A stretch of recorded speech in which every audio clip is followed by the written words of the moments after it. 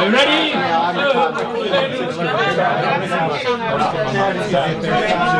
Our speaker has just left. You're it. Give us a joke. What a song, do you? You want a song? Yeah, give us a song.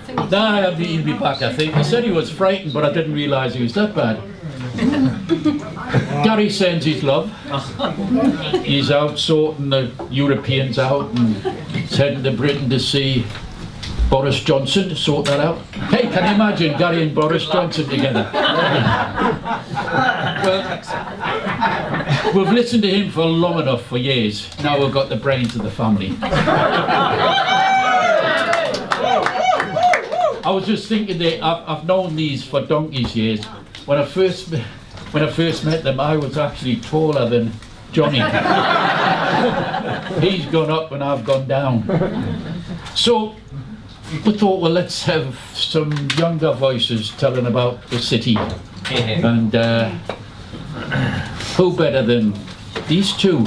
Yep. And it feels funny for me welcoming them here. It's like me going to your house and welcoming you to your own house. But we've got the two brains. One's after his dad, but we've got the brains here because he's after a man. So let's have a big hand for Anna and Jonny.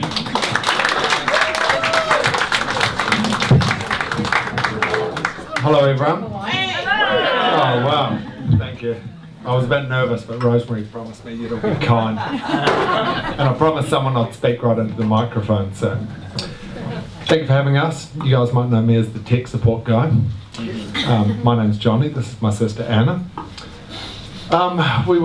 Rosemary talked to us about talking about business in the city, but what we would like to talk about is specifically this business and what it means to us and what you guys mean to us. So clear off and make space for some people who drink lots of beer, please. A brief bio. I was born and raised in Christchurch. Born and raised in Shirley. Back in the days when they used to say Shirley's a girl's name, but I'm yet to come across very many young girls called Shirley anymore. They tend to be older women. I went to Shirley Primary, Shirley Intermediate and Shirley Boys, which gives me the distinction of being triple Shirley. There's one guy who comes in here who's not here tonight who actually beats me. He's quad Shirley. He married a woman named Shirley. It was a girl when he married her, but she's now an older lady.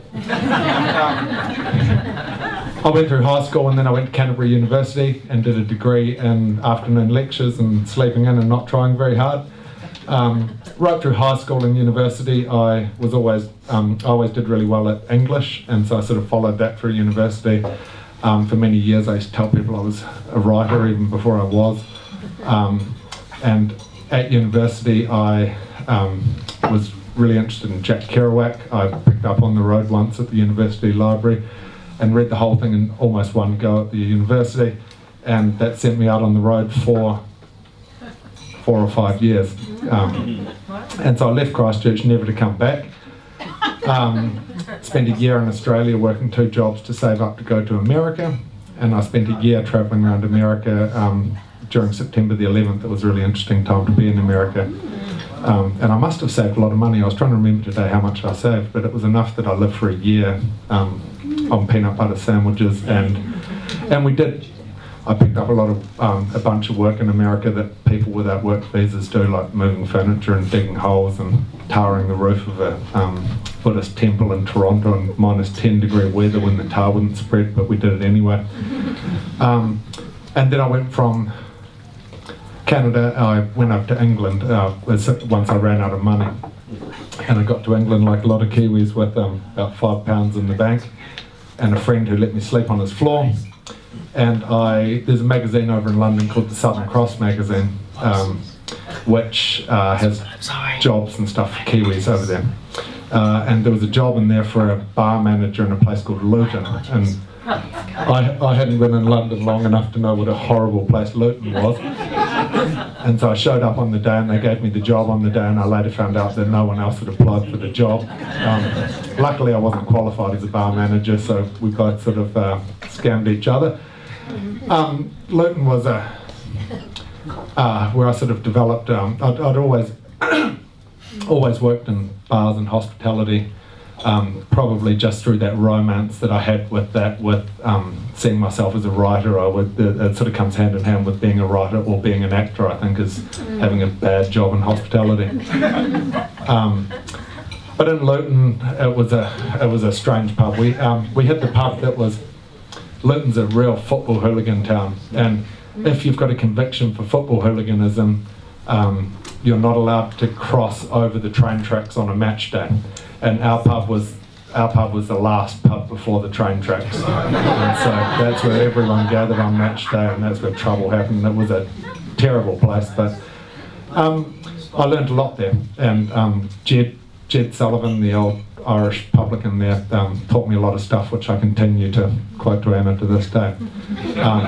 And also, you know, the guys that were in Luton were so...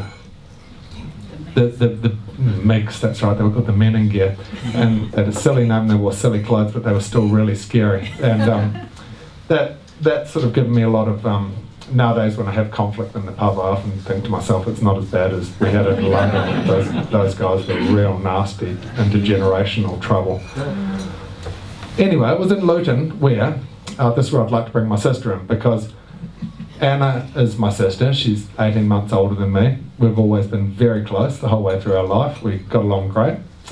And when I ended up in Luton, and she got on the phone to me and she said, I think I'm going to come travelling as well. And I said, well, come here and I'll give you a job.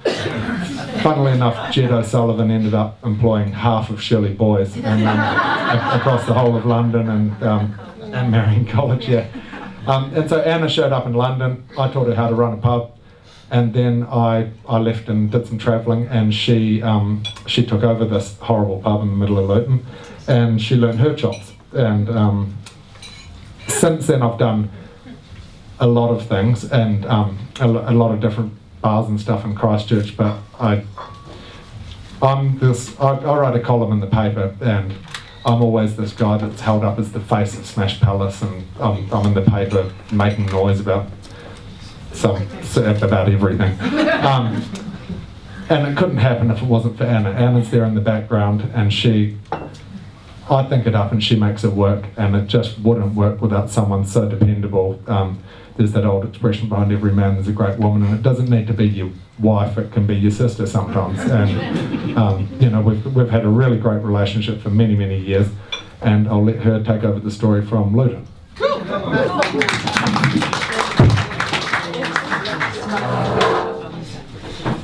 Kia ora everybody, my name is Anna May, and before I start I do need to say I am not a public speaker. I don't have Dad's gift of the gab, and so if I get a bit stumbly,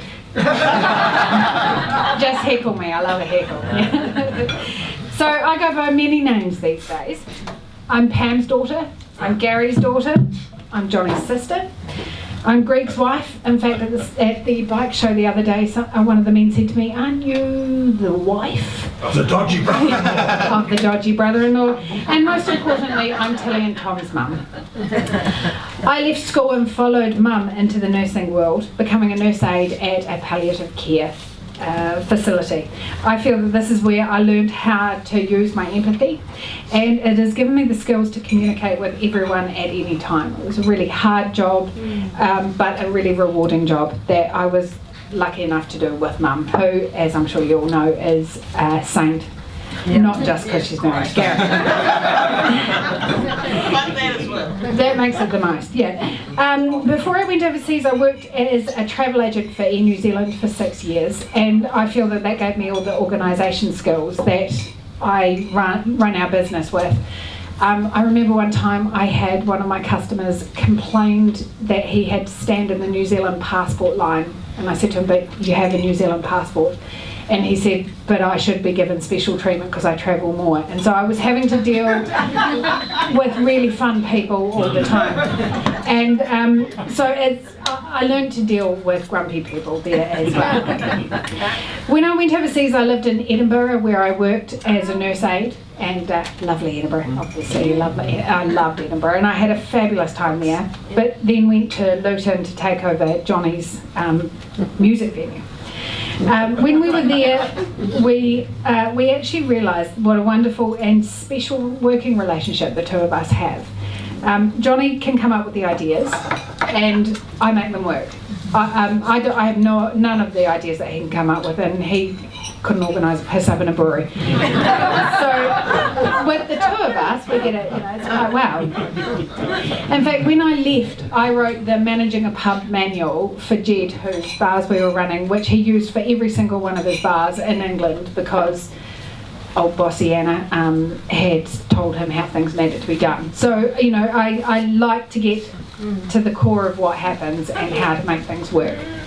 When I returned, I met the dodgy brother-in-law and quite quickly married him. Too quickly. Jonny didn't like it. I had to sit him down and say it's okay. We ran Greg's father's business calibrating orchard sprayers up in Tauranga, but decided to return to Christchurch to run our own businesses. And it was around this time that Jonny and I had a conversation that we'd always run bars for other people. Maybe it was time for us to do it for ourselves. And this is when Greg came into the special working relationship that we have. When Jonny comes up with the ideas, Greg can build it out of next to nothing, and I make it work. So with the three of us, this is Smash Palace. But before Smash Palace, it was Goodbye Blue Monday. Absolutely. So yeah, Jonny's on to Goodbye Blue Monday. Goodbye Monday. I will just skip back from that a tiny bit. But before Goodbye Blue Monday, I went and worked for. I came back from the UK and I was determined never to work in hospitality again as long as I lived. And I studied journalism out at Canterbury at their graduate diploma course. And when I came out of that, I, for some strange reason, wanted to stay in Christchurch. And everywhere I went to get a job, I was Gary Moore's son, and I had a big chip on my shoulder about that. And I should have just got over it, but it meant that I didn't go into journalism, and I ended up getting a job for Dave Henderson.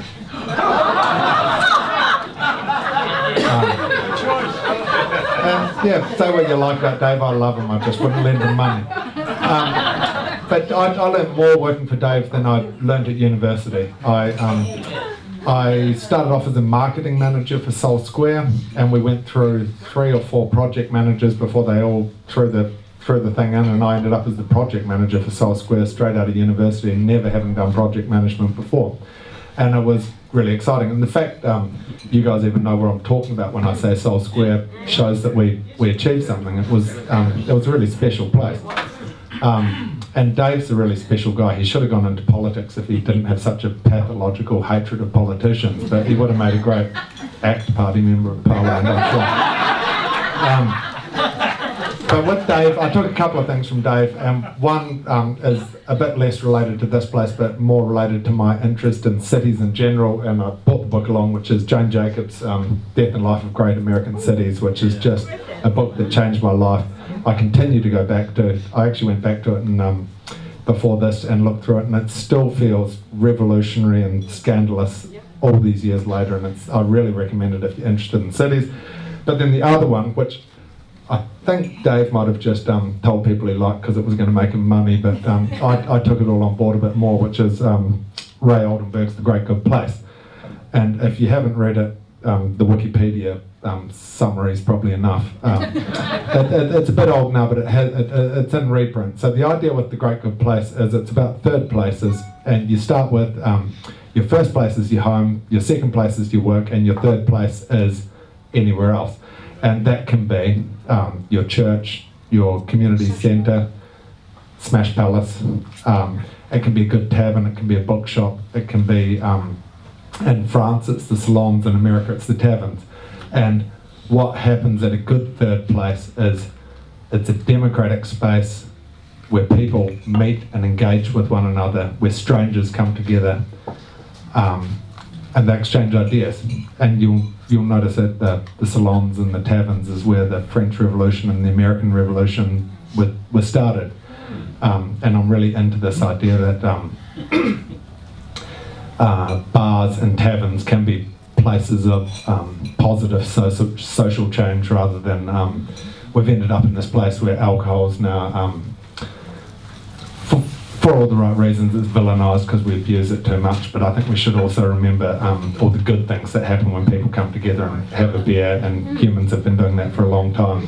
And you guys are the perfect example of that. So while working for Dave, there was a little space there that no one wanted to rent. That was about half the size of this room. That me and a bunch of guys at work said, "Oh, we'll take on the lease. How hard can it be?" And so we set a bar up in about 5 days, and it cost $30,000 between 6 of us. And I've just put it on my credit card, and it paid itself back in 30 days. And the last time the bar changed hands, it sold for $1 million, and that wasn't when I owned it, sadly.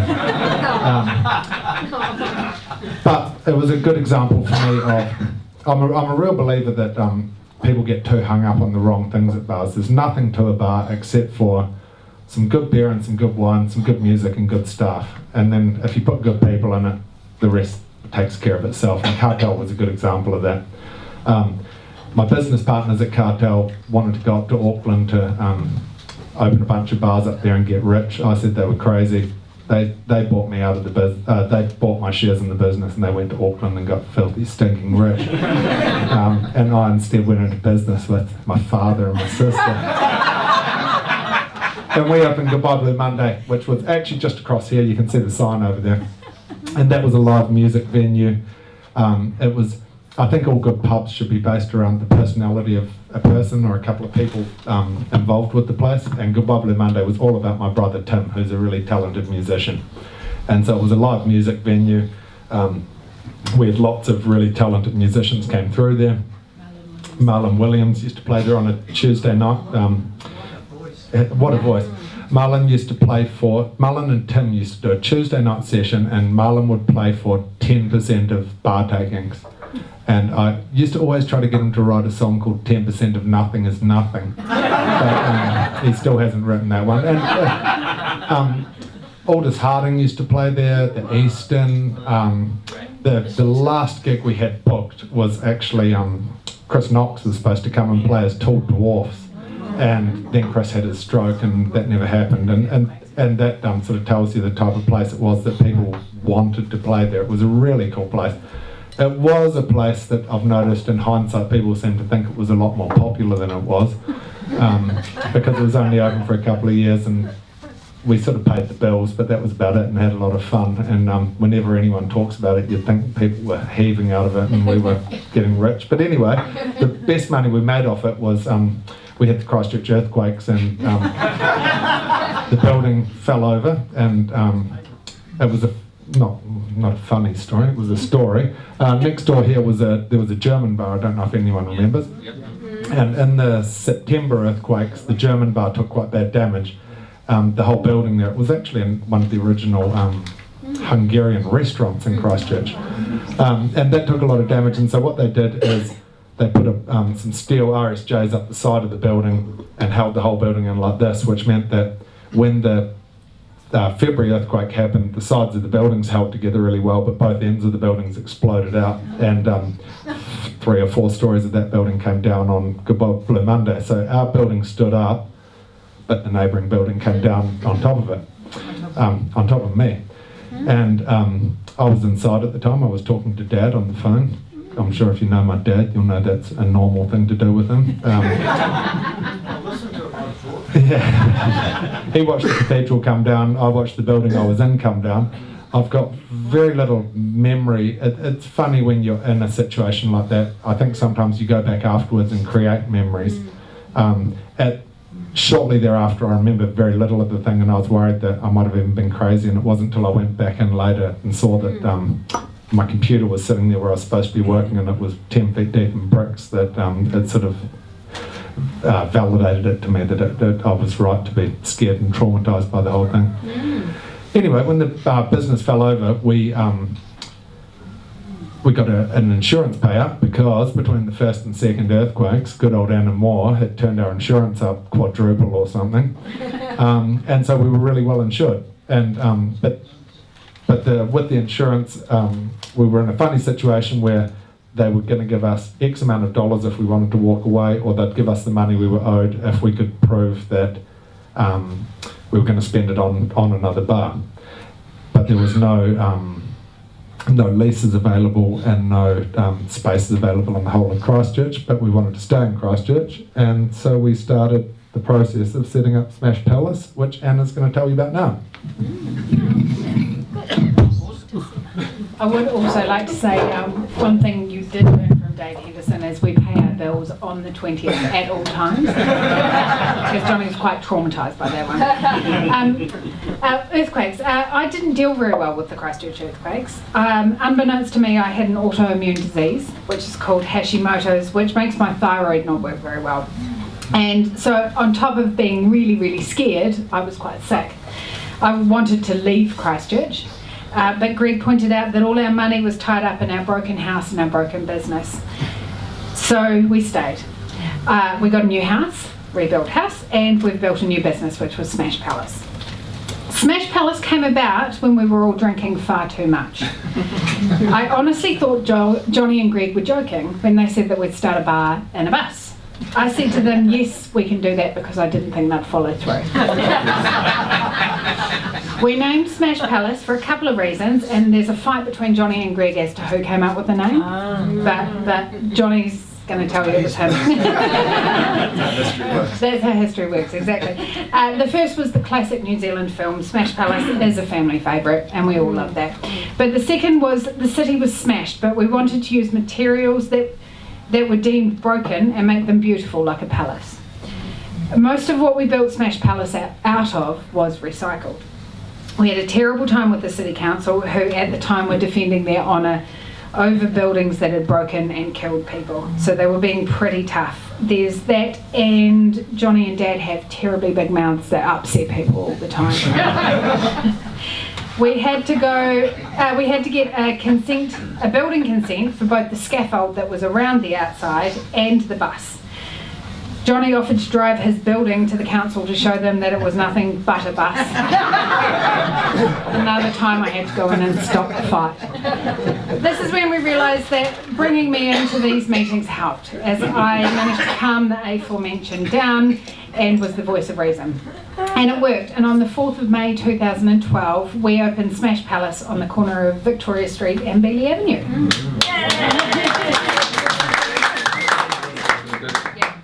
I think with Smash Palace it was important to us,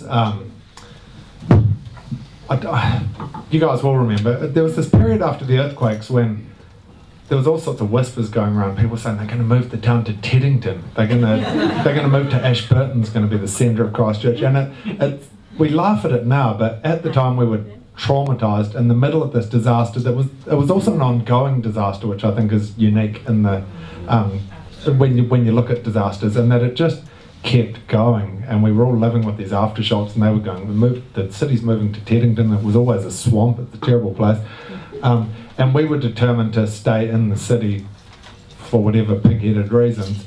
I'd put a lot of work into Sol Square and then Poplar Lanes. I lived two blocks up on St Asaph Street here, and so we were determined to stay within the 4 Aves, and that's how we ended up right on the edge of the 4 Aves, which I still think is the prime spot in the whole of Christchurch, the corner of Beeley Ave and Victoria Street there. Sort of grew organically, didn't it? Yeah, it grew organically. The council weren't aware of what was happening, and so they sort of left us be for a little bit. You couldn't even get into this part of the city at that point. Yeah. I always like Greg had a visitor coming down from Auckland, and he said, get off the they were driving down, he said, get off the ferry in Picton and head straight and you'll get to Smash Palace eventually, you know. And it's, I sort of always like that. And Smash Palace went really well. It was, what I think the lesson from it was after a disaster, people need to get together, they need to drink beer, drink wine, they need to relax, they need to break down, they need to grieve so they can rebuild themselves. And we sort of tapped into that somehow. There's a couple of stories I remember from the first Smash Palace, which I tell people, which I just feel exemplify the thing so well. And one is Smash Palace as a third place. I talked about third places as democratic spaces. And I just love the story. There was two guys standing at the bar talking. and they'd drunk 4 pints of beer together before they worked out that one of them was the engineer that had designed the road outside that was getting reconstructed, and the other guy was the guy who'd been operating a shovel all day digging the hole on that road, and they'd drunk 4 beers before they realised that, and that's that type of space we sought to create. And while we were originally back at Goodbye Blue Monday, there was a night where I told my wife I had to work, and Greg told his wife he had to work, and we both went to Goodbye Blue Monday to work on my motorbike. And as we started working on it, generally men started gathering around, and we thought maybe people are interested in working on motorbikes in a pub, and so we made that more of the focus over at Bearley Ave. And when we moved the pub from Bearley Ave over to here, there was a woman who came up to me, and I won't tell you the name of her husband because it's their business, but she said, I don't know if you know my husband's earthquake story. And I said, I've got no idea of your husband's earthquake story. And she said he was in a building that fell down, and he was trapped, and people were trapped with him, and his friends died right beside him, and he was traumatized, and he wasn't physically injured, but he was mentally injured, and he stayed inside for months and months, and he changed completely in his personality, and he went inward and inward and inward. And eventually one of his friends picked him up and took him down to your motorbike night. And he came, and then he came again a month later, and then he came again a fortnight later, and then he started coming every week. And she said, you don't know what you guys have done, but you've rebuilt my husband for me. He's never going to be cured, but you've provided him a place where he could go away and forget about all that trauma that he had in his life. And I thought, this is why we do this. And this is guys standing around telling lies about motorbikes, but it's not even particularly significant. But and all these people on the periphery that we don't know what their stories are, and all they show up, and I take the piss out of them and tease them, and we have a laugh. And I thought he was just another guy, but what we were providing him with was really important in his life, and that was really important to him and his wife and his children's life as well. And now I see him, and he's a really happy guy, gets on with life, and that's part of, if you've done that in life, I think I've done something good. We've done something good. So it came to an end up on Victoria Street. It was never a proper fit for us, Victoria Street. It was always a temporary thing. And Victoria Street always needed to settle back to being not the 3 a.m. sort of part of town. It needed to be it's got the lawyers and stuff, and it needed to be a busy, bubbling place, but it's more of a sort of 10 p.m. sort of street, and the noise of Christchurch needed to find a place where noise could happen. Or that we've just had a discussion beforehand with people about our noise. So, and so, but when we came back, it felt like our home here. But there was something happened on the way, and Anna will fill you in on that. Keep doing that, don't we? Sorry about that. So we did Brick Farm. We always had our heart set on coming back to this side of town. High Street is where our people are. We love this side of town. Greg and I live 5-minute drive that way, and our kids are both at Central School, Christchurch East. So this is where we are. We run most of our lives through the 4 avenues. So we wanted to get back as close to where Goodbye Blue Monday was. As soon as we found out that Tony and Joe were given the okay to start renting this site, we begged them to be the tenants. We started Brick Farm, and we were, besides us and Sam, there was no one else on the street, and the rest of the city came down around us. We watched everything happen, and we'll all die of asbestos poisoning, I think, from the amount of stuff that we inhaled throughout the whole lot. Our problem was we didn't actually know how to run a restaurant. We were going off some bad advice, and we thought that was what we needed to do. The combination of not knowing what we were doing, not having a functioning street, and people's fear of returning into Central City meant we went bust.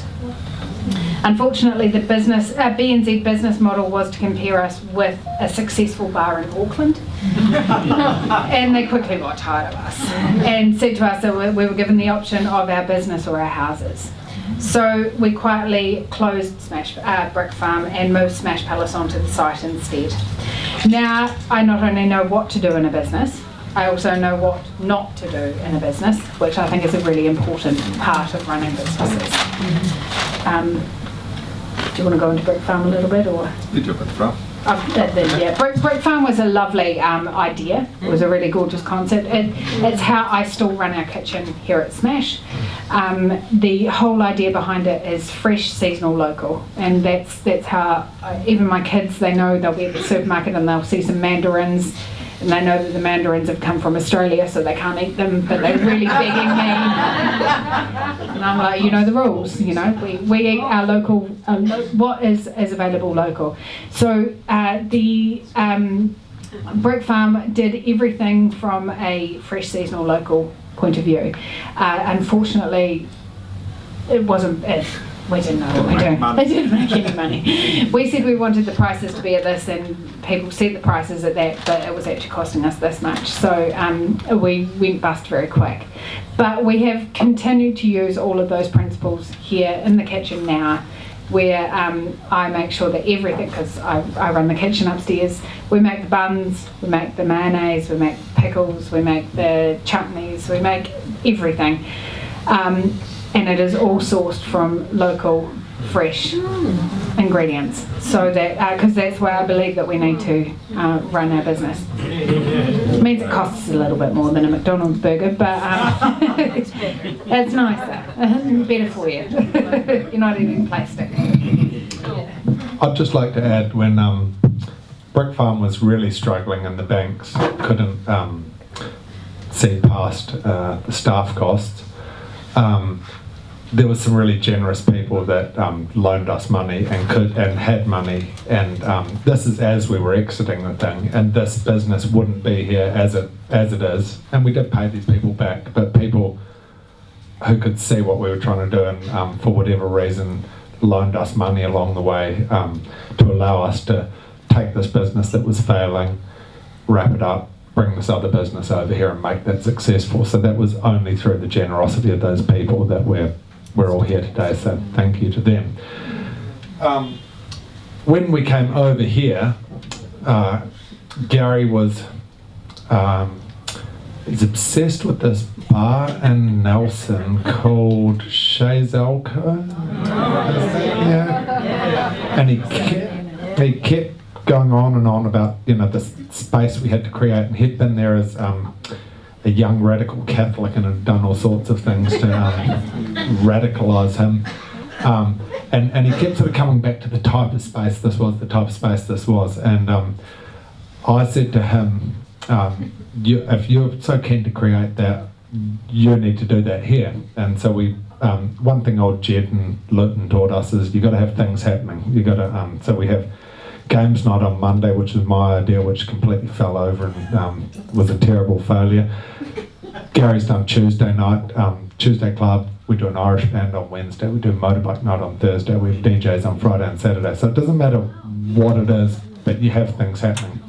And Gary, over at Good Problem Monday, he was still busy working in public office at that point, and we had a sort of little attempt at the thing.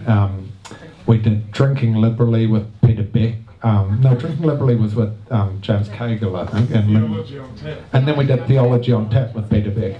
And so we were sort of trying, and we had these, we had that one hilarious debate between the liquor licensing police and someone else, where there was that drunk at the back of the room that was heckling everyone.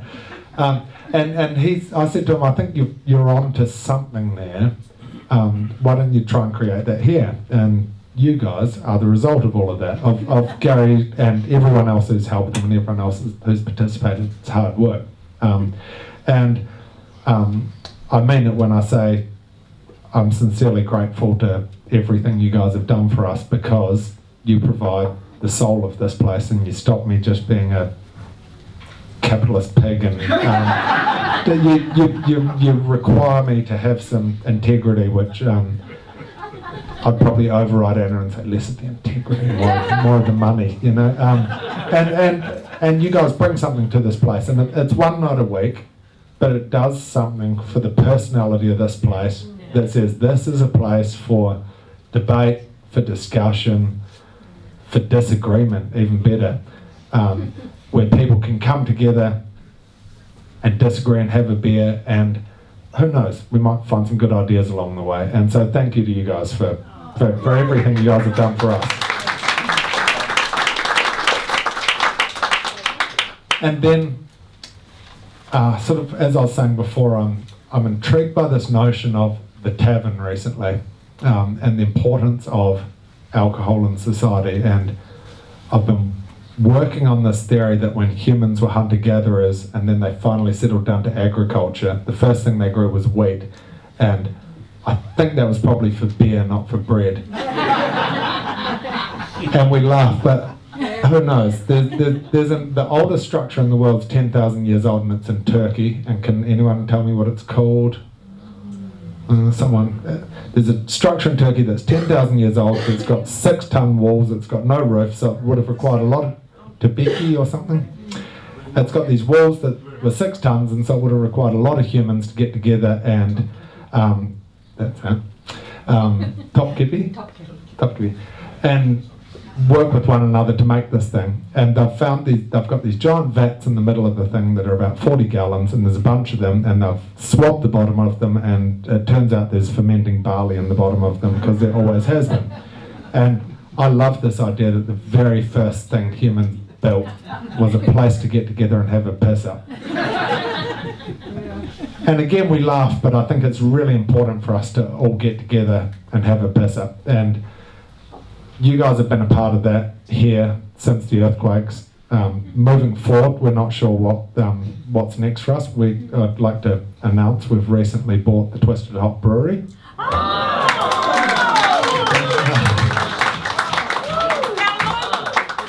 I think I'm the only guy. When I told my wife we were going to buy a brewery, she said that's a great idea. And Greg and I are working half a week each as a brewer's assistant, learning to be a brewer. And for me personally, that's scratched an itch that I've had going for a wee while, that I've been really enjoying learning something under someone who's really knowledgeable. There's a brewer there, and to be completely out of my element, learning a whole new trade is really exciting for me, and it's sort of given me a bit of a kick that I think I needed. I was getting a bit complacent just using Jed's old rules from Luton. And so if you're drinking that Twisted Ankle, we made that, and the Bodgy beer we just made, unfortunately the first batch was like rocket fuel, so I don't know what we'll done, 6.6%, I don't know what we'll do with that, but we'll call it something else.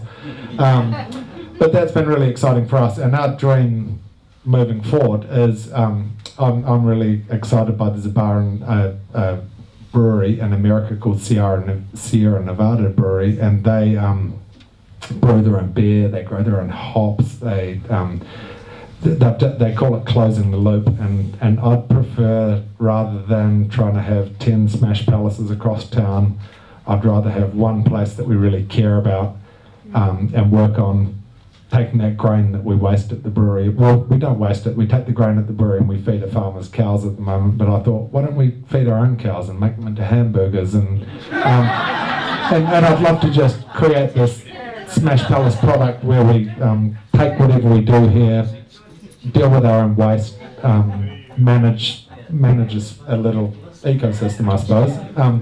So that's our goals moving forward. This summer the goal is to make beer that you guys won't notice the difference between our bodgy and Castle's bodgy.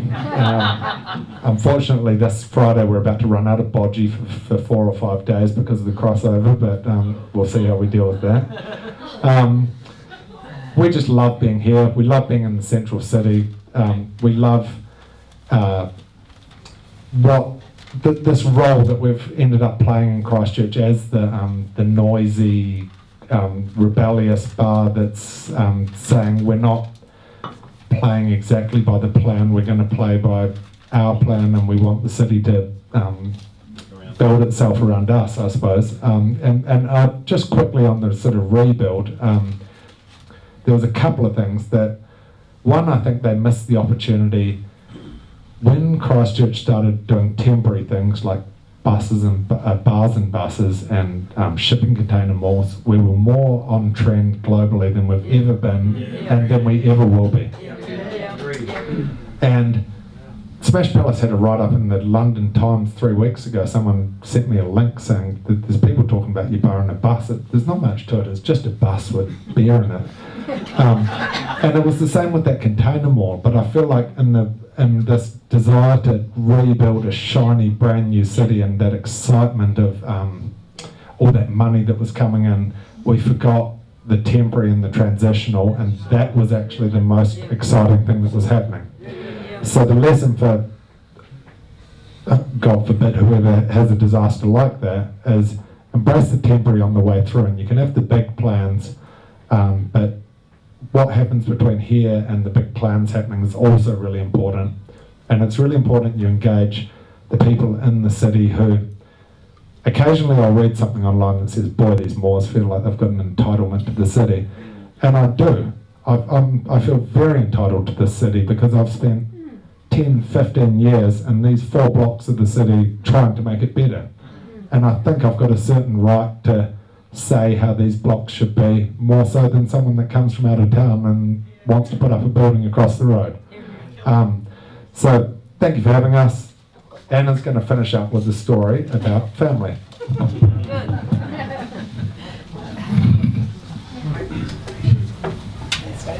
Right. So I actually feel this is the most important part of what I wanted to say tonight. First and foremost, I am a family woman. I am a wife, I am a mother, a daughter, a sister and an auntie. I live my life to the full extent because of my family's love and support.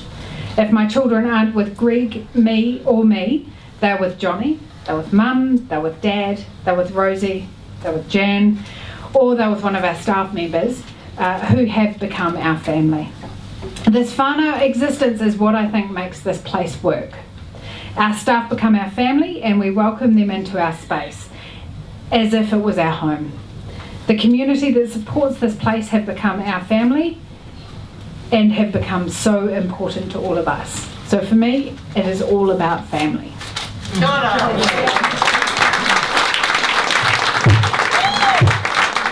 I just have one more thing to say, and it's really boring and it's housekeeping, but I've been hassling Gary about this, but he's a rebellious old baby boomer and he doesn't do anything I tell him to do. And there's nothing wrong with that. But anyway, I worry that this room gets too full on occasion as the person who runs this place, and I hate the thought of there being an earthquake and this place being overfull and people getting hurt.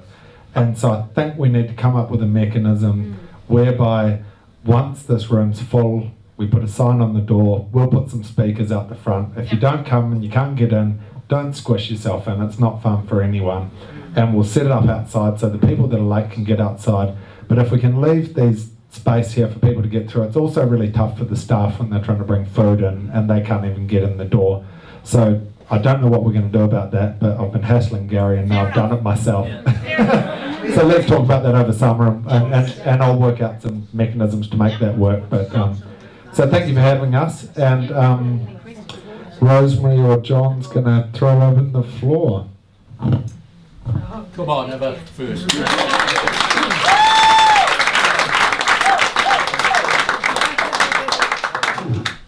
Wasn't that lovely, wasn't it? See this one?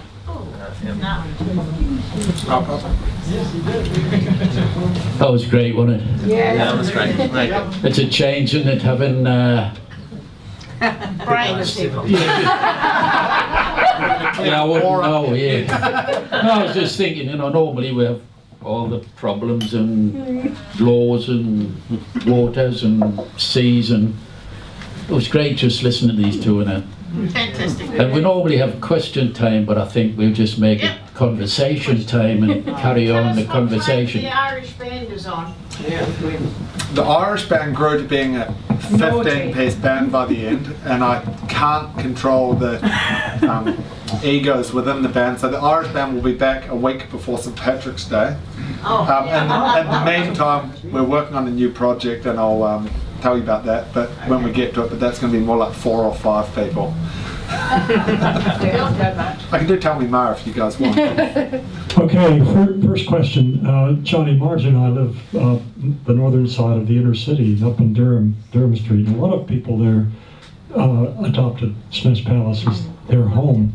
And what I wanted to get you to talk about was a little bit about the bus trip. When the bus was packed with people and went through the city and located here, Margie and I felt like we got tickets to the moons. And we packed into this bus, and one of your bar staff was actually emptying this spigot, so we were drinking beer as this bus wound its way through the city, barely moving really, and finally got into here. Could you talk a little bit about how you came up with the idea of moving the whole thing on wheels with lots of your patrons inside having a great time?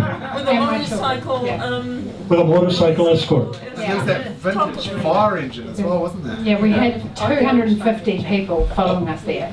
I have to admit that was a heartache day because Dad and Jonny had told me that I didn't need to organise everything, they had it all sorted. And so I said, do I get traffic management plans? Will I let the council know? And they said, yeah, we've got it all sorted, it's all fine. And then they did nothing. And on that day there was a bomb scare outside the council, which was right where they wanted to drive past and give the fingers to. So we had to change everything. But it was a gorgeous amount of our customers that turned up, 250 different vehicles, motorbikes, cars, antique fire engines that squirted water at people watching on the way past, and as many people as we could fit in the bus as well. And it was just our way of saying, see you Victoria Street, because they always felt we lowered the tone slightly. They really didn't want us there anymore. We did actually get told we lowered the tone. So we thought we'd go out with a bang, and that was our bang. It was wonderful. Yeah. I think if you make enough noise, you can get away with all sorts of stuff. And if you've got a dodgy, unregistered, unwarranted bus driving across town by itself, you might get in trouble. But if you put 100 motorbikes each end of that, well, half of them are dodgy as. The bus is the least of the police's problems. And I think that what happened there, as well as that spontaneous expression of this community we built, and these people on motorbikes were guys and girls that came out to show their love for the place, and it worked for whatever reason. And like Anna said, we had this business here that was failing, and we had this business over there that was healthy as, and that was just wonderful for us that everyone showed up. We didn't know who was going to show up on that day, and yeah, there's that. Because you hadn't organised. Because we hadn't organised the thing. I think Gary did that horrible thing where he stood up on top of something and said that the plan is there's no plan or something, whatever it was. We went, and sort of off we went. But you guys were lucky to be on the bus. That's that's an expensive ticket. I should charge you for that. Jonny, I think the thing that everybody here would like an answer to is Smash Palace going to survive? And by survive, I don't mean the business, I mean this fascinating, eclectic mix of bits and pieces you have here, which is what makes it so fascinating. Is this going to vanish in 2 years' time because some tilt slab eyesore will go up? No. Hopefully not. You'll notice there's a Historic Places Trust plaque on the front of the bus. I'd like to say that Historic Places Trust had put that there, but Greg's mum works for the Historic Places Trust and he stole it from her office. I sincerely believe that what is here now is I've sort of learned over these years that the best thing that sells anything is a story. Humans love stories, humans love metaphors, humans love narrative, and the story of this place is second to none. And the tourists just love it. And for all of the brand new things, the tourists love to come here and go, what happened when? And long may that survive. I don't know, it might survive 2 years, might survive 10 years, it'll probably out-survive my liver. But I don't know. I'd like it'll last as long as the city will have us. Jonny, this has been a fabulous night and brings back a whole lot of memories. And as somebody who actually lives just round the corner from your old site, we didn't want you to go. I've got some really great memories of, and some of you might remember this, in the middle of a winter's night, it was pissing down with rain. Pam would come along with blankets and hot water bottles, and Jonny or somebody would have a broom, and you'd push up the roof of the of the canvas top, and if somebody happened to ring away, so be it, they'd get absolutely drenched. That was just one of the memories of that place, and otherwise, when your brewery was relatively small, I vaguely remember racing around on a Thursday night, and I'm not sure if it was a lawnmower or a motorbike, but it was actually racing around inside the bar, having an absolute ball, and to me that's all part of the family thing. You've been and whatever. I've just come back from overseas, and talking of pubs, we did a canal boat tour, and English pubs along canals are just something again, and a little bit they remind me like this, because some of them are so small, they've got such small rooms, and one we went into had the Guinness Book of Records having the most different levels of all pubs in the world. So imagine trying to get that to the Christchurch City Council. Well, I had to say I used to work for. But the other thing I really want to say is great that you got Stephen and Martin started over here with the Twisted Hop, and so this is like really, as I understand, because I knew them right from the beginning when I first came here, this is the area where they came and started at the Twisted Hop Brewery. So, question, is it going to stay out at Lincoln wherever it is, or are we going to bring it back to town? The plan is, at the moment, in an ideal world, this time next year, this space here will become the Twisted Hop. This space has never quite worked as Smash Palace. It's always worked on the side of Smash Palace. And when we got it, we thought that we bought it off Stephen and Martin. Stephen's gone, but it was Martin, and we wanted to buy something off someone without completely screwing them. So there's a lot of goodwill the whole way through the purchase, and so Martin and Stephen are really supportive of the idea of us bringing the Twisted Hop back to here, and that is the long-term plan, to bring it back here maybe this time next year.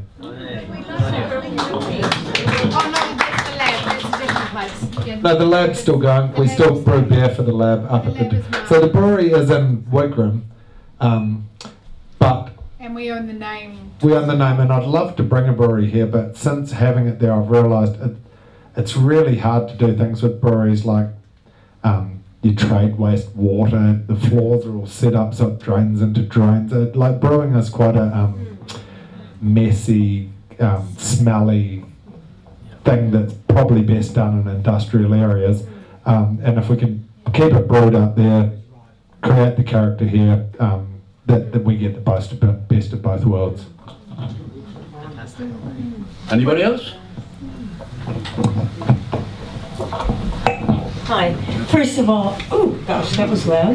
I think you two are the best public speakers, both of you, that I've heard in a long time. So thank you for that. Yeah. I'm sorry about this feedback. Both of you, because I know you both. It's just that speaker's pointing. Okay. You've both been so involved in this, it's really for both of you. But I know that when you had the Monday one, that the liquor licensing people would bring folks to you for you to talk about your philosophy and how you organized and managed bars. So even with your different approach and things that could be quite scary, like motorcycle gangs coming and so on, you've always managed it so well. And I'd like to just hear a little bit more about that philosophy and how you done it. It's actually a very hard thing because we have to toe the line and do as we're told. But the way Jonny and I learned how to run bars over in England was if you keep the police, most importantly, and the liquor licensing side of the, in Christchurch it's the city council, if you keep them on board then you can generally be as wild as you want, so long as you're behaving yourself in those things. I remember they did those big puppets. What was that called? The Festa did the big puppets, and so all of us were given a wee space around the city to sell our alcohol and be involved with Festa. And the police came to the organisers at the end and they said, we're really surprised, but the only people that did as they were told was the Moors. and they just, and because we behaved ourselves. And I've always had, it's probably because in our first pub in Luton, I wanted the police in our pub as much as they could.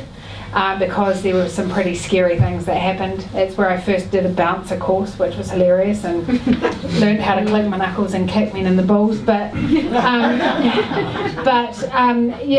So I've always had a really big respect for the police being involved in your business, for them to come through, to see that you're not doing anything silly. And with that, we don't sell energy drinks here because. When we were young and stupid, we used to drink energy drinks and vodka and wake up naked in someone else's field. We don't want to do that. We don't want to be encouraging that. We don't want to have anything to do with any of that sort of behaviour. So you behave yourself in that little bit, and I think you're allowed to go a bit further. I think the answer is as well as that we revel in breaking the rules, but as far as liquor licensing and the police goes, we completely play ball. Liquor licensing's real straightforward. You set your boundaries and you've got to behave within that. We've found that the liquor licensing and the police, really the key to the legislation, I think, with bars is intent, and our intent is not to bring people in, load them up and make them society's problems. And the liquor licensing and the police can see that, and they deal with a lot of rat bags, I think, and I think they can hopefully see that we're doing a good job. And something really fun that happened was when we changed our liquor licensing here. When you do a liquor license, you have to write a host responsibility policy, and they give you all of these things that have to be in it. It has to say you're not going to serve minors, you're not going to provide alcohol to intoxicated people, and there's this big checklist. And I sort of thought I'll have a bit of fun with this, and I said we're not going to sell alcohol to minors unless they're Morris minors, which is a pretty underpowered car, but I suppose we'd give alcohol to them. And then I sort of went through this whole thing, and it was I completely took the piss the whole way through. And I sent it off to them, and they came back and they said, we just love this. Because most people just cut and paste because they provide you with a template, and they said most people cut and paste this. And then they sent me a link, they sent it out in their liquor licensing annual newsletter to everyone to say, look, we've got a sense of humour. And so I take that as a great sign that the cops know exactly who the trouble are, and hopefully it's not us, and if it is us, they'll come and talk to us and we'll address it.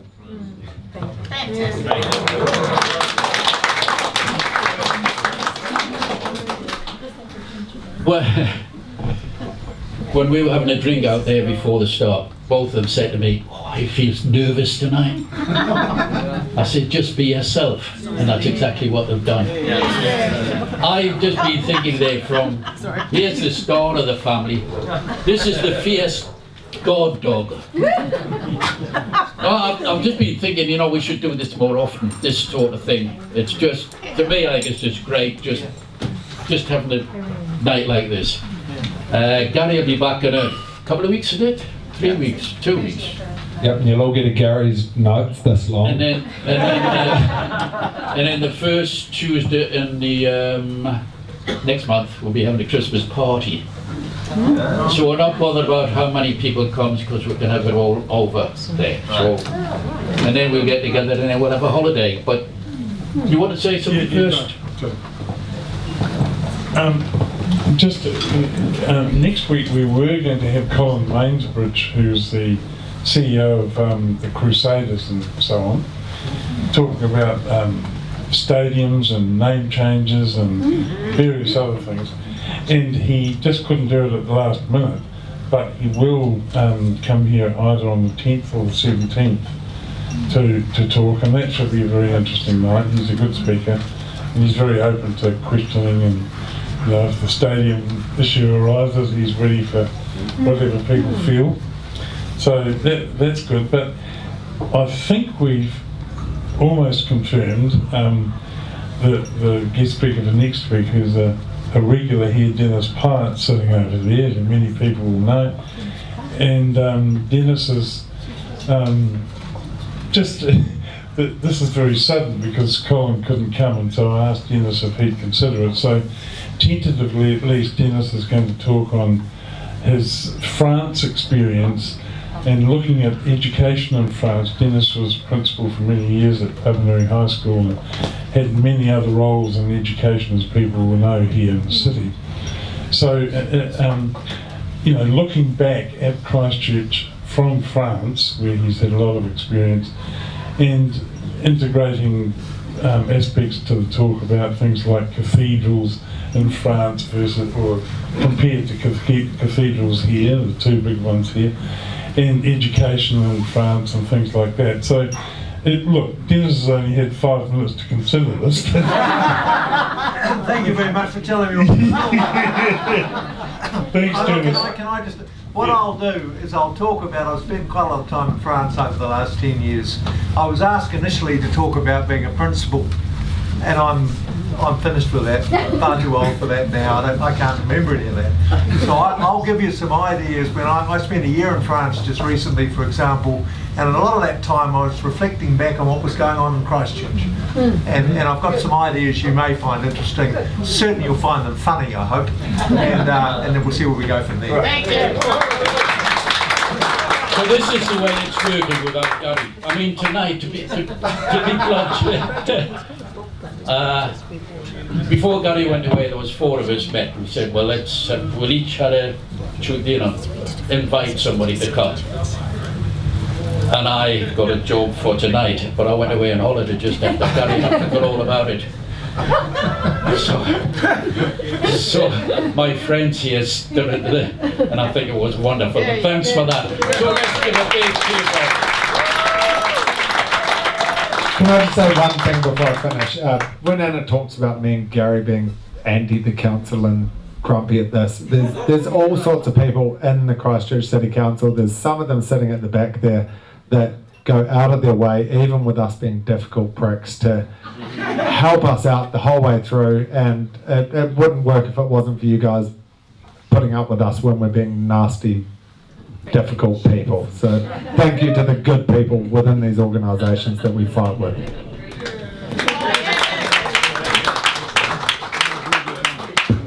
Actually, just on that, that's an interesting point, not so much personally as a staffer, but just a couple of quick points, if you'll bear with me. First of all, absolutely commend the place on its public outward facing that it has with the wider society. So one of the good things about coming here and putting coin across the bar is that it's not just the narrow self-interest that we see around other parts of the city, both in retail and elsewhere. So it's a commendable job there.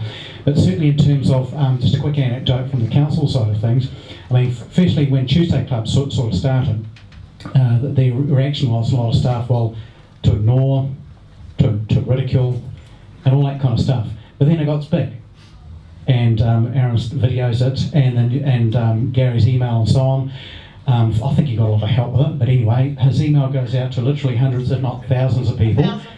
over 1,000, and it's the point where it cannot be ignored anymore. It's got momentum.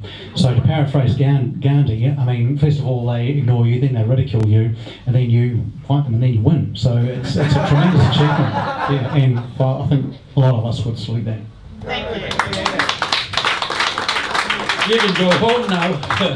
Thank you for coming. Thank you. Thanks, guys. Great.